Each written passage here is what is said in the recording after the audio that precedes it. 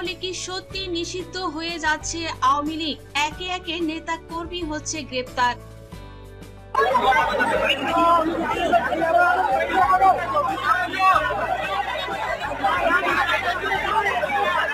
গতকাল রাতেই নারায়ণগঞ্জ সিটি কর্পোরেশনের সাবেক মেয়র সেলিনা হায়াৎ আইভীকেও গ্রেপ্তার করা হয়েছে তার নতুন বাড়ি থেকে।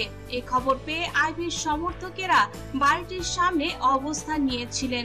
দুটি সড়কের 10 থেকে 15টি পয়েন্টে বাঁশ দিয়ে অবরোধ করে রাখা হয়েছিল।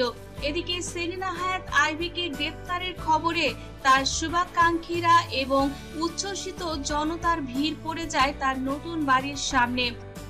বলেছে যে আমার বিরুদ্ধে ওয়ারেন্ট ইস্যু করা হয়েছে, যদিও তারা আমাকে ওয়ারেন্ট ইস্যুটা দেখাতে পারে নাই, কিন্তু আমি আইনের প্রতি শ্রদ্ধাশীল হয়ে আমি তাদের সাথে যাচ্ছি।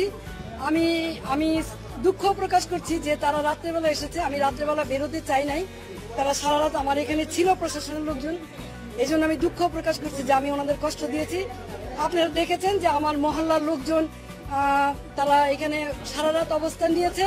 আমি আমার এলাকাবাসীকে, মহল্লাবাসীকে ধন্যবাদ দিতে চাই তাদের এই ভালোবাসার কারণে, যে আপনারা কোনো শৃঙ্খলা আচরণ করেন নাই, শান্তভাবে। আমি আপনাদেরই সন্তান, আপনাদেরই মেয়ে, আপনারা আমার প্রতি যে শ্রদ্ধা, ভালোবাসা, সম্মান দেখিয়েছেন, আমি আজীবন আপনাদের এই ভালোবাসা, শ্রদ্ধা, সম্মান মনে রাখবো। আমার এলাকাবাসী জানেন যে আমি আলী আহমদ চুনকার সন্তান। আমার বাবা সামনে রাজনীতি করেছে, দলমতের ঊর্ধ্বে উঠে রাজনীতি করেছে। আমি আলী আহমদ চুনকার সন্তান। আমার যদি অপরাধ হয়ে থাকে জয় বাংলা, জয় বঙ্গবন্ধু বলার কারণে, তাহলে আমি সেই অপরাধী হতে চাই। এই জন্য যদি আমার বিচার হয় তাহলে বিচার হবে। কিন্তু নারায়ণগঞ্জ শহরে 21 বছর আপনাদেরকে আমি সেবা দিয়েছি, কোনোদিন কেউ বলতে পারবেন না দলের প্রতি আঘাত করেছি অথবা কাউকে আমি কোনো ধরনের বৈষম্য আচরণ করেছি। দলমতের ঊর্ধ্বে উঠে নিজের দলের ভিতরে থেকে তারপরও মানুষের কল্যাণে কাজ করার চেষ্টা করেছি।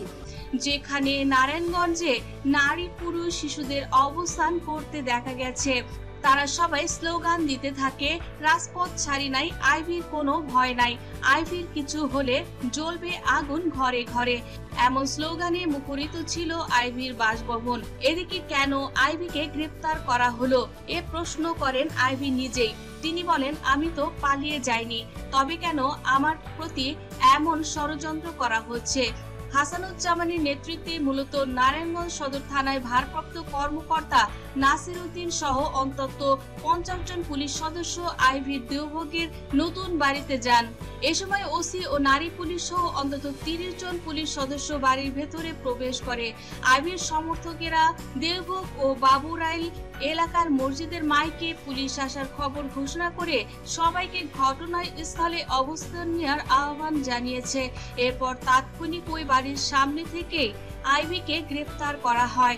এদিকে সমর্থকেরা জড়ো হন এবং আইভীর পক্ষে স্লোগান দিতে থাকেন। নারায়ণগঞ্জের অতিরিক্ত পুলিশ সুপার তারেক আল মেহেদি আইভীর পুরনো বাড়ির সামনে অবস্থানরত বিক্ষুব্ধ মানুষদের উদ্দেশ্যে হ্যান্ড মাইকে বলেন, আইভীর বিরুদ্ধে মামলা আছে আর এ কারণেই তাকে গ্রেফতার করা হলো। আমরা তাকে নিয়ে যাব, আপনারা বাধা দেওয়ার চেষ্টা করে কোনো লাভ হবে না। আপনারা যদি অবস্থান করতে পারেন আমরা এখানে অবস্থান করব। বিরোধ সত্য, মতভেদের সত্য। এই শহরের নারায়ণগঞ্জবাসীর জন্য এমন কোনো জায়গা নেই যেখানে প্রতিবাদ করি নাই। তৌকি হত্যা সহ সকল হত্যাকাণ্ডে যখন নারায়ণগঞ্জবাসী একদম চুপ ছিল, কেউ কোনো কথা বলে নাই, তখন আইভী আওয়াজ তুলেছে, এই শহরের মানুষকে কথা বলা শিখিয়েছে, অন্যায়ের বিরুদ্ধে প্রতিবাদ করা শিখিয়েছে। আজকে সেই আইভীকে কিসের জুলুমে, কিসের কারণে, কি কারণে গ্রেপ্তার করা হচ্ছে আমি ঠিক জানি না। কিন্তু যেহেতু আমাকে গ্রেপ্তার করা হচ্ছে, আমি নারায়ণগঞ্জবাসীর কাছে একটাই অনুরোধ করব, আপনারা যেভাবে আমার পাশে ছিলেন, আমার পরিবারের পাশে ছিলেন, আমার পাশে থাকবেন। তারা জানতে পারেন আইভীর বাড়িতে অভিযান চালাতে হবে। অন্তত 50 জন নারী ও পুরুষ পুলিশ সদস্য নিয়ে তারা ওই বাড়িতে যান। এর 10 মিনিটের মধ্যে মসজিদের মাইকে আইভীর বাড়িতে পুলিশ এসেছে বলে ঘোষণা করা হয়। আর সঙ্গে সঙ্গেই আওয়ামী লীগের যত শুভাকাঙ্ক্ষী আছে যারা আইভী রহমানকে ভালোবাসেন তারা তৎক্ষণাৎ উপস্থিত হন এবং আইভী রহমানকে তারা কোনোভাবেই গ্রেপ্তার করতে দেবেন না এমনটি পরিস্থিতি করতে বাধ্য করা হয়েছিল। তবে পুলিশের কড়া অভিযানের ফলে আইভী রহমান অবশেষে গ্রেপ্তার হয়েছেন।